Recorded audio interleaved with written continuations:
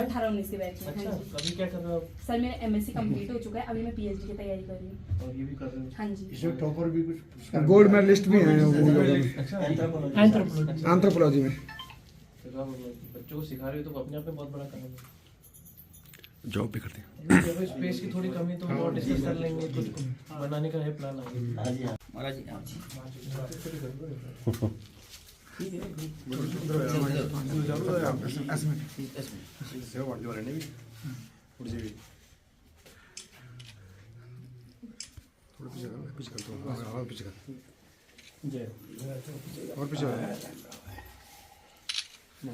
Ribbon खींच दीजिएगा।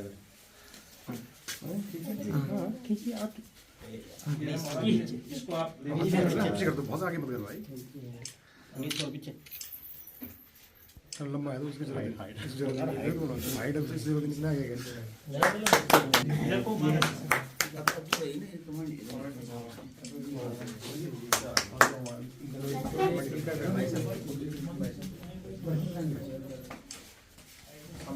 हाँ तब ऐसे कर लीजिए।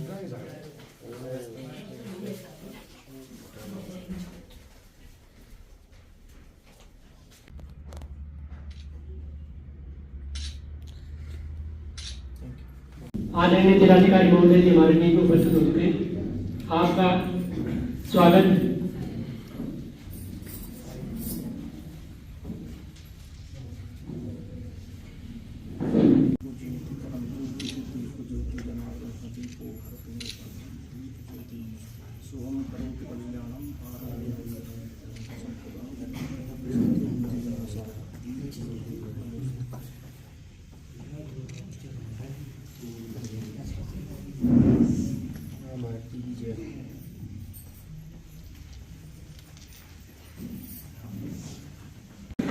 आपका केंद्र टीवी है, आदरणीय पारस जी विभाग प्रचारक, आपका केंद्र भी टीवी है। आदरणीय राकेश जी भाई साहब प्रांत से सेवा प्रमुख, आपका निवास टीवी है। आदरणीय पवन कुमार जी प्रांत सेवा प्रमुख, जिनके मार्गदर्शन में से पूरे प्रांत की सेवा कार्य चलते हैं। आज के मुख्य अतिथि श्रीमान मयूर दीक्षित जी, आदरणीय जिलाधिकारी महोदय टीवी, आपने IIT कानपुर से मैकेनिकल इंजीनियर की पढ़ाई की है। आप इतनी जल्दी नौकरी ज्वाइन करने का आपका मन नहीं था, क्योंकि आप अपने कौशल को और बढ़ाना चाहते थे। सो आपने कैट की तैयारी कर IIM बेंगलोर से MBA किया। तत्पश्चात आपने बहुराष्ट्रीय कंपनी में 3 साल परीक्षा भारतीय प्रशासनिक सेवा को पास किया। तत्पश्चात आप उधम सिंह नगर के CDO, जिलाधिकारी उत्तरकाशी, जिलाधिकारी रुद्रप्रयाग के पदों को सुशोभित किया और वर्तमान में आप जिलाधिकारी टीवी के पद पर कार्यरत हैं, बढ़ चढ़ कर हिस्सा लेते हैं। जिसका एक उदाहरण, आप जब उत्तरकाशी में जिलाधिकारी थे तो आप जो अपने निवास स्थान से कार्यालय तक साइकिल से जाया करते थे। आपका स्वास्थ्य के प्रति आप बहुत संवेदनशील, जिसमें आपने एनिमल मुक्त टीवी की तरफ जो लगभग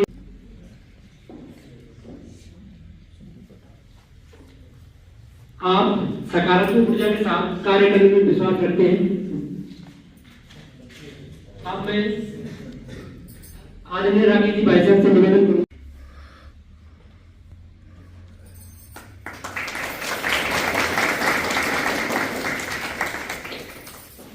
अब मैं सेवा पार्टी के जिलाध्यक्ष सुशील जी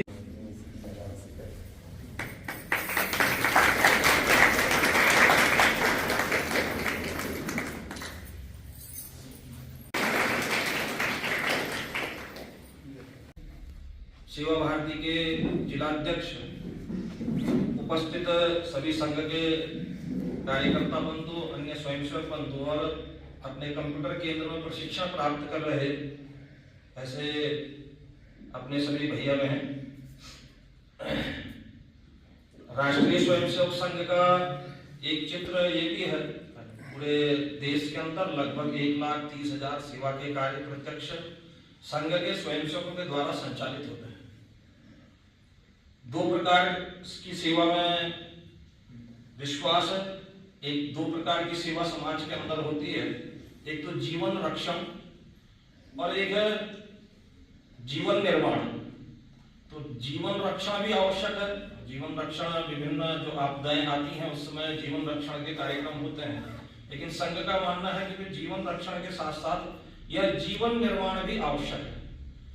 तो इसी लक्ष्य को लेकर के और समाज के अंदर सेवा की विभिन्न कल्पनाएं होंगी, लेकिन संघ का जो सेवा का कार्य है वह नर सेवा, नारायण सेवा, उसका लेकर के सेवा कार्य के लिए नगरीय क्षेत्र के अंदर सेवा बस्ती, जो अपना पीड़ित, उपेक्षित, अभावग्रस्त समाज है, उसके बीच में अपने विभिन्न सेवा कार्य, और ऐसे ग्रामीण क्षेत्र के अंदर सेवा ग्राम, हर गांव को यह लक्ष्य लिया कि वे हर गांव के अंदर कुछ न कुछ सेवा का काम यह चले, लेकिन एकदम से हर गांव के अंदर संभव नहीं है। तो एक पहले चरण में एक लक्ष्य सामने रखा कि वे देश के अंदर जो 5000 से अधिक की आबादी के गांव हैं उनमें सेवा के काम पहले चरण में किए जाए। लेकिन यदि उत्तराखंड की कल्पना करेंगे तो 2011 की जनगणना के अनुसार 108 ही 5000 से अधिक आबादी के गांव हैं, और पहाड़ में जिलों में तो वो भी नहीं मिलेंगे, बहुत कम ऐसे पहाड़ के जिले जिसमें 2-3 जिले ऐसे हैं जिसमें ये गांव है। तो यह विचार किया कि भाई अपने उत्तराखंड के अंदर 5000 के आबादी के अधिक गांव किसको मानना, तो हर ब्लॉक के अंदर 5 बड़े गांव चिन्हित करके उसमें सेवा का कुछ न कुछ कार्य पहले चरण में प्रारंभ हो। तो इसी आधार पर नगरीय क्षेत्र के अंदर सेवा बस्ती, जिसको प्रशासनिक भाषा में मलिन बस्तियां या इस प्रकार की बोलते हैं, उसको सेवा बस्ती ऐसा कह करके सेवा बस्ती, और हर ब्लॉक के अंदर 5 बड़े गांव, उनको सेवा ग्राम कह करके यह सेवा के कार्य अपने देश के साथ साथ उत्तराखंड में भी ऐसे चल रहे हैं।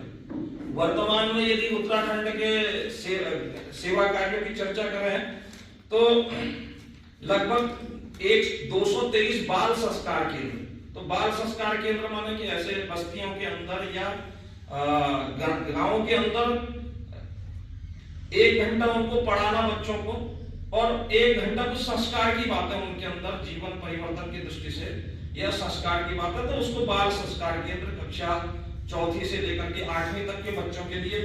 ऐसे ही स्वावलंबन की दृष्टि से 65 सिलाई केंद्र पूरे उत्तराखंड के अंदर, भजन मंडलियों के द्वारा भी समाज में परिवर्तन आए, तो ऐसे 89 भजन मंडलियां पूरे प्रांत के अंदर चलती हैं। लाइब्रेरी, या जिसको स्टडी सेंटर भी बोल सकते हैं, आजकल नया कॉन्सेप्ट समाज के अंदर आया है कि ई लाइब्रेरी या स्टडी सेंटर, तो ऐसे 5 ई लाइब्रेरी भी अपने उत्तराखंड के अंदर यह चलती है।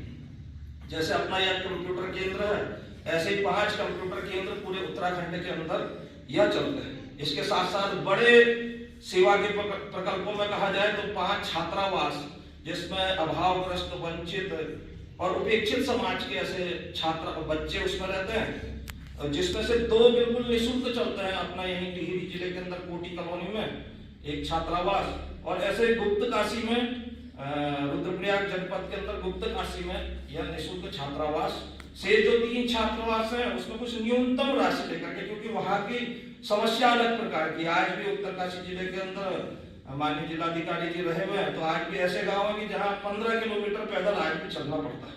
तो ऐसे गांव के बच्चे जिनके पास धन तो है लेकिन रहने की सुविधा उपलब्ध करा के एक न्यूनतम धनराशि लेकर के ऐसे 3 छात्रावास, इस प्रकार तो कुल 5 छात्रावास।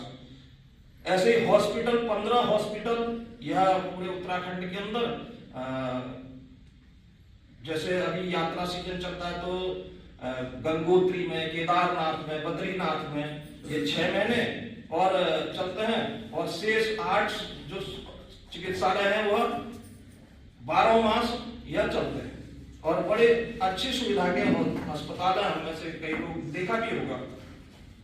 ऐसे ही अभी एक पिछले 2 महीने पहले ऋषिकेश एम्स के पास में एक 421 बेड का रैन बसेरा माने एम्स में जो एडमिट है वह तो एडमिट हो गए, लेकिन उनके जो साथ जो रहते हैं, उनकी सेवा के लिए जो आते हैं परिवारजन, उनको 3000 में, 5000 में कमरा लेकर के वहां रहना पड़ता। तो ऐसा एक रैन बसेरा 421 बेड का ऋषिकेश एम्स के बगल में, जिसमें मात्र 10 रुपए में जलपान, 30 रुपए में भोजन और 75 रुपए में वह रात्रि में रुक सकते हैं, और 300 रुपए के चार्ज में एक व्यक्तिगत कमरा भी डबल बेड का रूम या वह दे सकते हैं। तो ऐसे यह ऋषिकेश एम्स के निकट में, तो ऐसे विभिन्न प्रकार के लगभग 450 के आसपास यह प्रत्यक्ष संघ के स्वयंसेवकों के द्वारा, क्योंकि संघ के अंदर कहते हैं कि संघ कुछ नहीं करता है, लेकिन स्वयंसेवक कुछ करने के लिए छोड़ता भी नहीं। तो ऐसा ही एक संघ की योजना से विभिन्न संस्थाएं रजिस्टर्ड हैं, जिसमें सेवा भारती, उत्तरांचल देवी आपदा पीड़ित सहायता समिति, उत्तरांचल उत्थान परिषद, जन कल्याण न्यास, तो उनके माध्यमों से यह सभी सेवा कार्य इसके द्वारा, इसके अलावा विविध संगठन है, वनवासी कल्याण आश्रम है, अपना विश्व हिंदू परिषद के द्वारा भी, ऐसे यदि 450 तो प्रत्यक्ष संघ के द्वारा, और यदि इन सभी संगठनों का मिलाएं तो 1000-1200 के आसपास यह पूरे उत्तराखंड के अंदर ऐसे सेवा कार्य कर चलते हैं।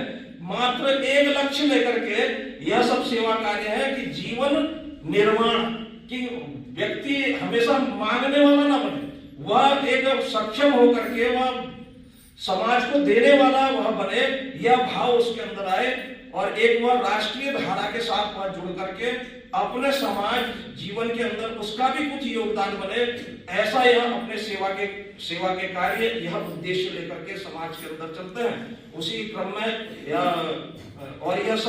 अपने कंप्यूटर केंद्र में जो माननीय जिलाधिकारी महोदय जो द्वारा कंप्यूटर प्रदान किए, तो उसी उपलक्ष्य में यह कार्यक्रम है। और यह सारे काम किसी सरकारी सहायता से नहीं चलता है, यह सब समाज के सहयोग से, समाज से के सहयोग से यह सारे काम चलते हैं। तो इसलिए निवेदन है मेरा जिलाधिकारी महोदय से, आगे भी ऐसा सहयोग की आप अपेक्षा सेवा भारती या आपसे करेगी, यह सभी काम सुचारू रूप से चलते रहे, कोई भी धन के अभाव में बंद ना हो, यह विचार करते हुए आगे भी आपका सहयोग प्राप्त होगा। आपका राष्ट्रीय स्वयंसेवक संघ सेवा भारती टिहरी की ओर से धन्यवाद देते हुए, पुनः सहयोग की अपेक्षा करते हुए अपनी बात को विराम देता हूँ। मेरी बात में जो ठीक लगा हो, रखने लायक लगा हो, वह आप रखें, जो ठीक न लगा हो वापस मुझे करेंगे।